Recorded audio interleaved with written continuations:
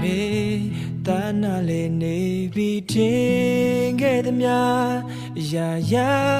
တော့ချီရခွက်သာငယ်စဉ်ဘဝ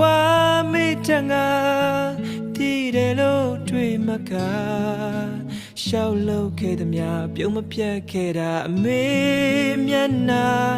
အချိန်တွေတရွေရွေကုန်လို့နာချွေရွက်ပမာတနေ့သာအရွယ်ရောက်မှာပါလူတွေတန်ပေါင်းများစွာစိတ်တောင်များကြတယ်မှာလူလာမြောက်ဖို့ရာကြိုးစားခဲ့သည်များရှင်သန်ရာဘဝမှာအမေနဲ့ဝေးရဲ့ကဘာတစ်ဖက်ရွယ်လွင်ခဲ့ပြီမျောလင်းသောဘဝလို့ကြဖြစ်ပါမလားအချိန်မှထားခဲ့ရမယ်